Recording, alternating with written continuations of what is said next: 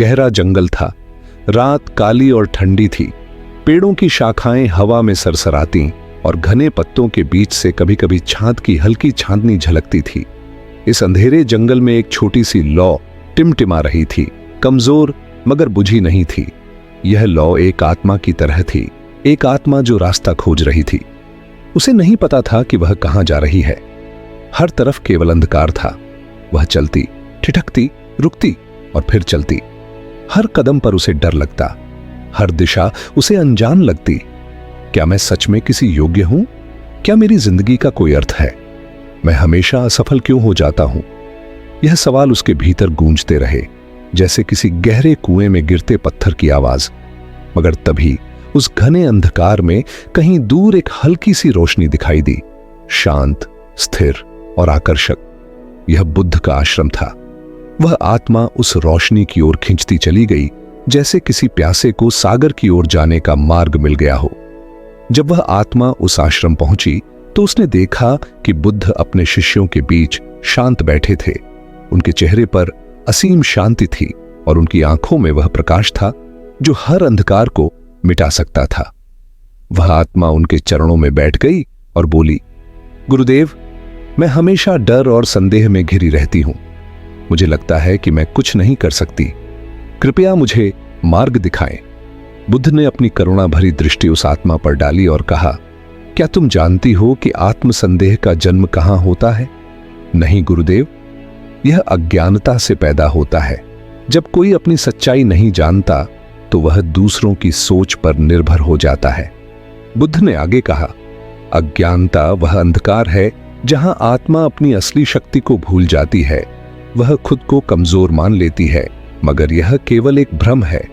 बुद्ध ने अपनी कथा आगे बढ़ाई। हर इंसान का मन एक दर्पण की तरह है।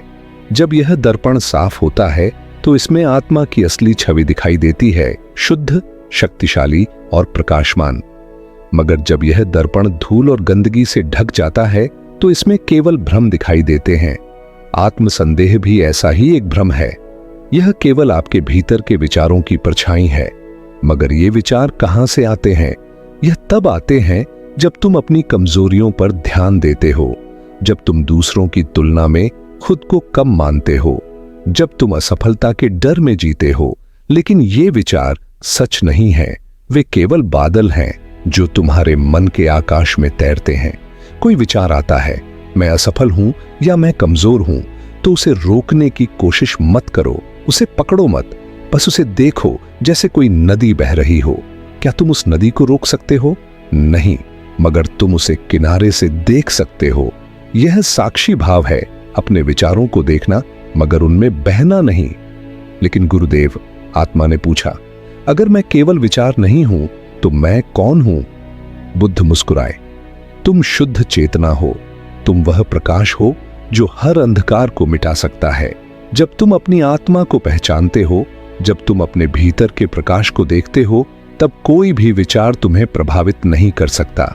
तुम्हारा असली स्वरूप शुद्ध और असीम है। बुद्ध ने आत्मा को ध्यान का रहस्य सिखाया। ध्यान का अर्थ केवल आंखें बंद करना नहीं है, यह तो अपने भीतर की शांति में लौटना है। जब तुम ध्यान करते हो तो तुम्हारा मन शांत हो जाता है। कैसे ध्यान करें? एक शांत स्थान पर बैठो, अपनी आंखें बंद करो, अपनी सांसों पर ध्यान दो। जब कोई विचार आए उसे बिना पकड़े जाने दो। धीरे धीरे मन का दर्पण साफ हो जाएगा। यह ध्यान वह दीपक है जो तुम्हारे भीतर के अंधकार को मिटा देता है। आत्मविश्वास का सबसे बड़ा रहस्य यह है, खुद से प्रेम करो। लोग खुद से इसलिए नफरत करते हैं क्योंकि वे अपनी कमजोरियों को देखते हैं, मगर सच्चाई यह है कि तुम केवल अपनी कमजोरियां नहीं हो, तुम वह असीम क्षमता हो जो उन कमजोरियों के पार है। खुद से प्रेम करो और आत्मसंदेह स्वयं समाप्त हो जाएगा। हर सुबह जब तुम जागो, अपनी सांसों को महसूस करो।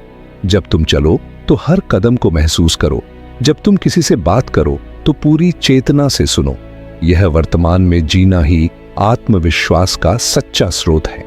आत्मा ने ध्यान का अभ्यास किया। धीरे धीरे उसके मन का अंधकार मिटने लगा। उसने समझा कि आत्मसंदेह केवल एक भ्रम था। अब वह खुद को जानती थी, एक शुद्ध, असीम और प्रकाशमान आत्मा। बुद्ध ने मुस्कुराते हुए कहा, आत्मविश्वास कोई बाहरी गुण नहीं है, यह तुम्हारी आत्मा का स्वाभाविक प्रकाश है। जब तुम अपनी आत्मा को पहचानते हो, जब तुम खुद से प्रेम करते हो, तब कोई भी संदेह तुम्हें छू नहीं सकता। याद रखो, आत्मविश्वास कोई बाहरी उपहार नहीं है, यह तुम्हारी आत्मा की सबसे सुंदर चमक है। जब तुम खुद को पहचानते हो, जब तुम खुद से प्रेम करते हो, तब कोई भी नकारात्मक सोच तुम्हें छू नहीं सकती। तुम्हारे भीतर वह प्रकाश है जो हर अंधकार को मिटा सकता है। अगर आपको यह कहानी पसंद आई तो इसे लाइक करें, शेयर करें और हमारे चैनल स्पिरिचुअल ब्लिस को सब्सक्राइब करें ताकि हर रोज आपको ऐसी ही प्रेरणादायक कहानियां मिलती रहें।